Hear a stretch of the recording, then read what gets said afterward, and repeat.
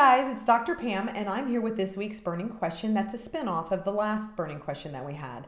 In the last one, we talked about vitamin D toxicosis in specific foods. And so I proposed at that time that the only vitamin toxic reactions that you have are with synthetic vitamin.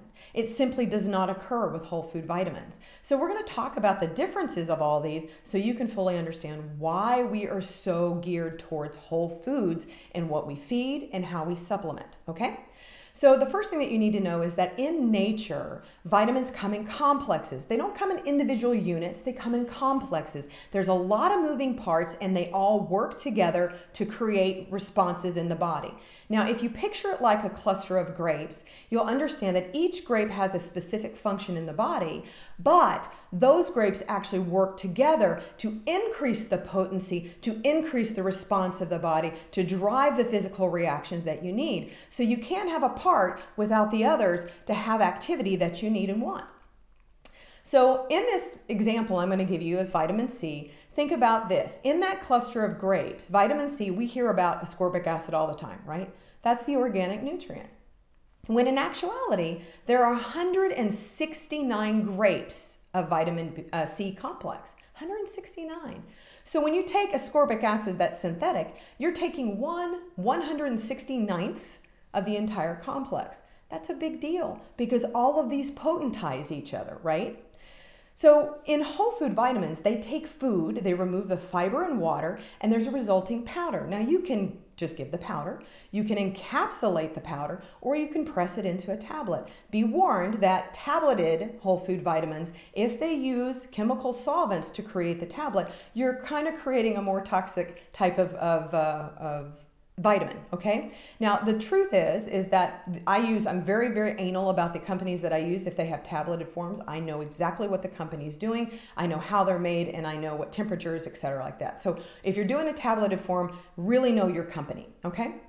Now, the greatest thing about whole food vitamins is that when you take them in, your body uses what it needs, it stores what it can, and then it passively eliminates the rest. So there's no stress on the body. So say your dog eats a whole bottle of vitamins, of whole food vitamins. They're not going to have a toxic reaction because the body has this mechanism of work. And it really doesn't create more stress on the body for this. Maybe a little GI stress because you just ate a lot of food, and that would happen to anybody, but that's self-limiting. So for the most part, no toxic reactions, okay? Now, when you get to synthetic, that changes because synthetic vitamins are made in the lab and the base of corn sugar or coal tar. Now, before you get into the, oh, Dr. Pam, they're natural and organic, the labeling laws are different in supplements, and natural just means coming from nature, and organic just means that it has a carbon unit in there, so a carbon molecule. So here we go, guys. When you actually take in synthetic vitamins, you're taking in the organic nutrient. In the case of vitamin C, ascorbic acid. And so what happens? Well, it doesn't have the potency, right? It doesn't have the potency. It's not going to have the kind of a response that you want. And in actuality, it actually does harm. And here's why. When you take a synthetic vitamin, the body does not take parts. It's usually taking in complexes, right? So the liver will go through a process called reconjugation where it will put that particular complex back together. So it's taking from your stores and it's putting it with the ascorbic acid in order to complex it so it can utilize that. So it's robbing your stores. The second thing that happens is when you synthesize this in a lab from corn sugar or coal tar, you actually get the mirror image. They'll make the mirror image of the organic nutrient in the whole food sense. So the whole food sense over here, the mirror image of the synthetic. When they spin differently.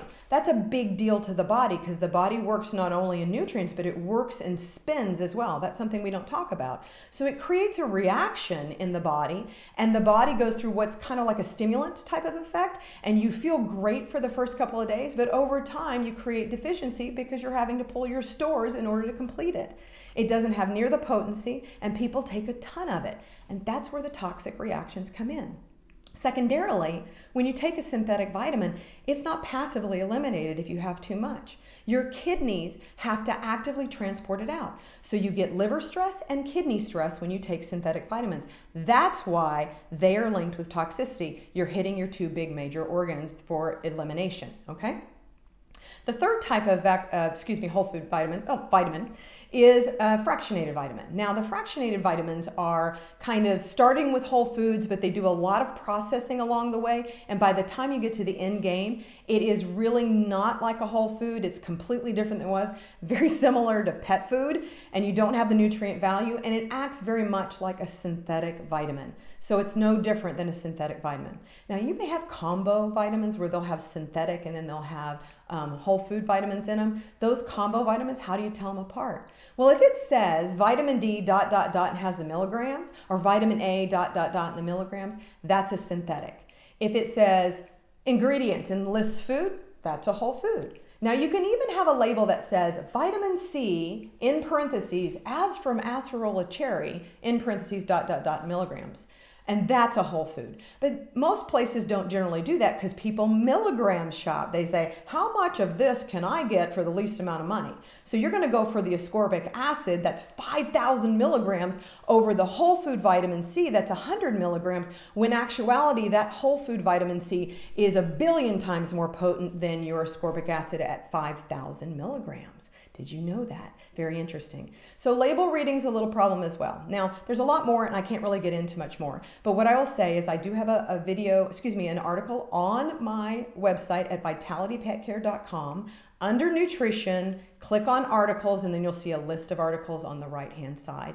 Look at the vitamin one and the vitamin D one. Maybe that'll give you a little bit more information. I hope this helped, guys. Have a great day. Bye-bye.